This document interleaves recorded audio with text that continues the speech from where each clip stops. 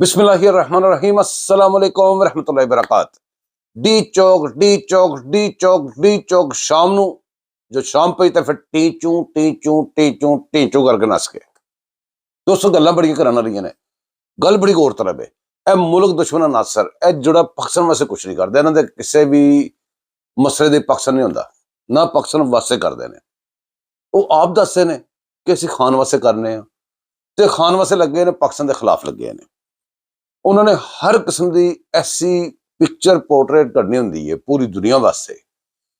उन्होंने कैमरे तो कैप्चर करने होंगे ने इहो जिहे सीन जिहड़े कि असीं बाहर जाके वाह वेला करिए ते पाकिस्तान की बदनामी करिए, पाकिस्तान का इल्जाम लाइए, पाकिस्तान के बतान दब्बाजी करिए। ते उन्होंने हर सूरत दे विच जिहड़ा काम करना होंदा है पाकिस्तान की मतलब फोर्सिस नूं मारना है ते बतान पा देना कि भी साडे बंदे फोर्सिस ने मारते ने। पूरी दुनिया दे अगे लैटर ते मेलां शेलां लैटर ते मुसलसल चल रहे हैं। क्यों? क्योंकि वो पिछू जो बंदे पैसे देंगे ने सारा कराने वास्ते, उन्होंने नौकरी करके वहानी होंगी, उन्होंने देना होंगे कि भी यह वखो असीं कर लिया बना। उन्होंने पता है कि झूठे बना के लिया रहे हैं। वो कहते हैं झूठे बनाओ सच्चे बनाओ, लियाओ साडे कोल, असीं जाके प्रैशर पाइए। मकसद की जी प्रैशर बिल्ड करना तो फलाना करना। इमरान खान का कोई रौला नहीं है, इन्होंने है, उन्होंने नहीं है जो करा रहे हैं। बहरहाल दोस्तों गल बड़ी जरूरी करनी है।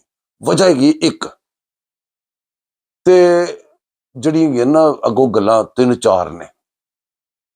वजह एक हैगी है कि भी एड़ी चढ़ाई होंदी बार बार इस्लामाबाद। गल बड़ी गौर तलब है, गौर ना सुननी जे।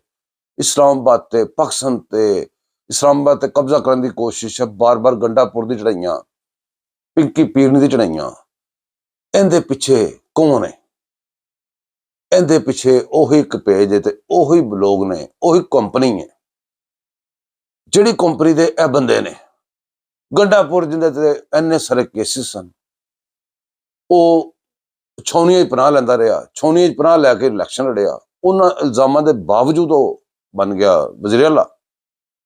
तो कई बार इस्लामाबाद से चढ़ाई की तो सेफ साफ सुथरा बचा के वापस करके वापस पहुंचाता गया कि लै पुत्र उत्थे फिर काम कर।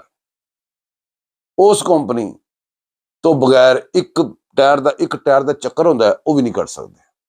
इहदे पिछे कंपनी है, वो हुई पहली गल हो गई। हुण दूसरी गल चली, चार गल्लां। ਉਹਦੇ दो गल्लां ਜਿਹੜੀਆਂ दो वो मेरियां नहीं, वो हाफिज़ा ਦੀਆਂ ने। हाफिज़ा ਨੂੰ ਅਸੀਂ बड़ा प्यार करने, बहुत नाइस बंदे ने, हाफिज़ कुरान ने। ਉਹਨਾਂ ਦੀ दो गल्लां ਅਸੀਂ दिल ते ला लईਆਂ ने, ਉਹ दिल ते लाਈਆਂ ਸਾਡੇ ਲੱਥਦੀਆਂ नहीं ਹੈਗੀਆਂ। ਉਹ दो गल्लां हाफिज़ा ਦੀਆਂ ਕਿਹੜੀਆਂ ਨੇ कि या तो एबिलिटी नहीं तो या नाल मिले ने। ਉਹ ਸਮਗਲਿੰਗ ਤੇ ਗੱਲ ਕੀਤੀ ਸੀ, या एबिलिटी नहीं तो या नाल मिले ने।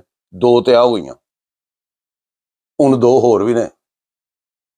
ਉਹ दो ਦੇ ਵਿੱਚੋਂ एक तो हैगी है कि भी हिकमत अमली हो सकती किसी भी चीज़ से बंदा बनाता ना। हिकमत अमली हर बंदे का राइट है, पूरे मुल्कों को राइट है कि अपने बचाओ वास्ते अपनी फेवर वास्ते हिकमत अमली बनाइए, वो भी हो सकती है।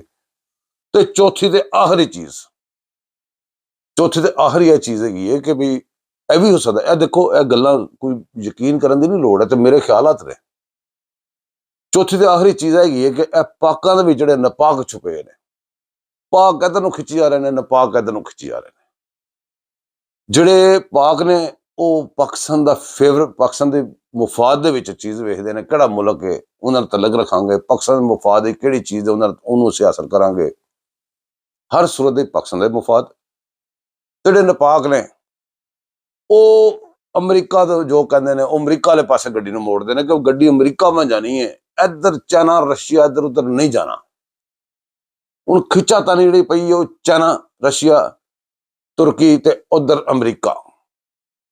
ते पैदावार किन्हां दी? अमरीका ते इत्थों वालियां दी सारी पैदावार है। ते उन्होंने इधर गड्डी मोड़नी ना पाकां ने उधर मारनी जिधर पाकिस्तान का फायदा है। दोस्तों गल हैगी है, रौला तो उही है ना कि मैं तुहानूं बार बार कहना, साडा काम है शोर करना, तुहाडा काम है गौर करना। असीं शोर करता जे ते गौर तुसीं आपे कर लेना। ते इस वास्ते अपना भी ध्यान रखो, तो चैनल भी सबसक्राइब करा करो ना। तो मिलने फिर अगली किसी वीडियो। अल्लाह हाफिज़।